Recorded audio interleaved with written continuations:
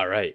So today I want to kind of remake a video I made before. So these are the five best assault rifles in Escape from Tarkov, but this time for 1.0. The first one I'd like to look at is the NL545 GP. The NL or the DI, sorry, is like basically the same gun, just 50 less like rounds per minute, and it takes slightly different attachments. Then I want to look at the Mutant, then of course the M4, and the X17 Scar H, but the X17 version. And then last, I would like to look at the ASVAL Mod 4. All right, on the NL545 GP version, so the tan version, it has 850 rounds per minute instead of 800 from the other one. You're going to want to put on the ARE. I know the red ARE is slightly better, but it's just like crazy more expensive. Don't even worry about it. And then the Daniel Defense with the small butt pad on the bottom here, the Growl pistol grip. On for the barrel, there is a short version. You can run the short version for better ergo, but I like the long one for the recoil because this gun does get a little jumpy with how fast it shoots. You're gonna put on the 15-inch 416 handguard underneath, M-lock rail with an SE5 underneath, throw on M-lock with a Boulder Pro. And up front here, it takes 5.56 suppressor, so you're going to want to put on the G-lock with its suppressor, and then on the back for the iron sights, you're going to want to run the Chris Defiance, and whichever sight you like. If you're going to go with a variable zoom, go with the GAIS 30 millimeter. Put the ring on the top, and then whichever scope you like. I like the Raised or the Voodoo the most. The Tango is pretty good as well, in my opinion, but I do like the Voodoo the most, and that's the best NL545 GP that you can make. All right, up next is a classic. It's the Mutant. On the Mutant, once again, ARE. Most of these are going to want to run an ARE. On the back, once again, also Daniel Defense, the best in slot, and the Growl, which is also the best in slot. For the barrel, you're going to want to run the 409 millimeter and the SAS handguard and the CMMG gas block underneath, rail with the SE5, and underneath, rail with the Balder Pro. Up front here is you can run it two ways. If you want to be suppressed, the QDC with the suppressor, but if you want, this does actually give better vertical recoil and ergo with the BMD A3 and its three attachments, giving you 71 instead of, I think it had 73 or 74 with the suppressor, and much better ergo.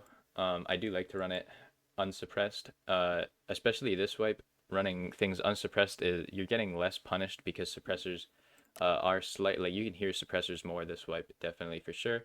And then you want to put on the Chris Defiance iron sight with the GEIS top ring, and then I like to run it with the Voodoo. And yeah, that's the best mutant that you can make this wipe. All right, looking at the M4 now. So with the M4, it has had some interesting changes with this wipe, but the first thing you'll want to do is still add on the AX15 upper with, so there is new barrels, the Mark 12 barrels, which come with their own suppressors for the M4, which does make it better for recoil, but it takes away almost 10 ergonomics. So I still think running the 16-inch Hansen barrel is still the best. And then you want to put on your low pro with your G-lock as per usual. And then your 14.5 underneath with the M-lock and your SE5 and your Baltic Pro. On the back here, you are going to want to add the Raptor charging handle and the ARE as per usual with the Daniel Defense as per usual, and then for the pistol grip, of course, the Growl pistol grip and the Chris Defiance on the top, the GEIS and the top ring for it, and your Voodoo. And that is the best M4. There you go, 60 rounder. That is the best M4 that you can make in 1.0 right now. And I know that there is the new barrel with the new suppressor. You can try it out, but it will take your ergo down into the 50s. All right, up next is the Scar H, but the X17 version. Why the X17 version? Because it can take the drum mags, which is a very big part of why the X17 is used over just the regular Scar H, because it doesn't need to use 20 rounders. It can use a 50 round drum. Um, to add on to it now, you just put the MK17 underneath, or sorry, on the back here. You're gonna want the Scar Fold, and then the VSS 11 with the Scar cheek rest. For the barrel, you're gonna want to run the 16-inch barrel, um, and underneath, of course, the growl grip. Underneath here, you're gonna want to run the CASV Scar, and up front here, the CASV Scar once again. Underneath, you're going to want the rail with the SE5. You can run different grips, it's up to you. I do actually like on all of my guns to run the side grip because I just love the way it looks and it's not much worse. But the SE5 is probably the best in slot for most applications, like the best overall grip. Um, Underneath, you want the Balder Pro. And up here, you can run it with the suppressor just like the Mutant, or you can change it for the BMD, which I like to do to give it much, much better ergo and better recoil. Um, don't forget to add on your bolt. And at the back, at the back here, you're going to want the Chris Defiance, and here you are also going to want the Chris Defiance. Up here, you want the GIS with the top ring mount and your Voodoo, and that is the best X17, Scar H X17 that you can make in 1.0. All right, last up is the ASVAL Mod 4. On this, you're not going to change the buffer tube, but you will change the stock to, of course, the Daniel Defense with the smaller butt pad.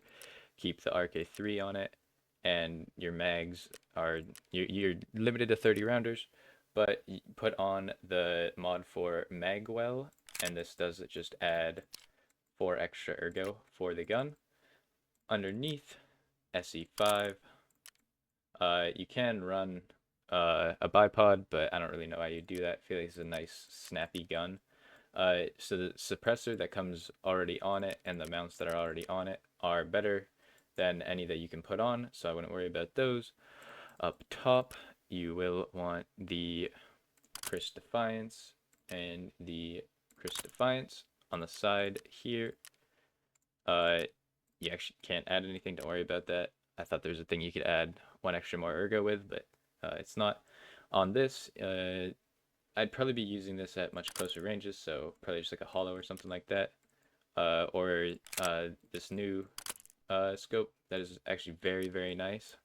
And if you play Arena and do the Battle Pass, you can get versions of it that are like the old Delta Point, or like the old PKL6, sorry. That's just like just a nice clean dot. Uh, but if you don't have those, any site does.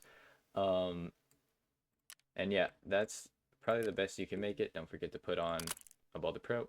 And yeah, that is the best ASVAL mod 4 that you can make in 1.0. All right, so those were the 5 new best assault rifles, in my opinion. It's solely my opinion. If there are other ones like the MDR, the 7.62 MDR, I love this gun so much. Even the SA58, I like the SA58 a lot.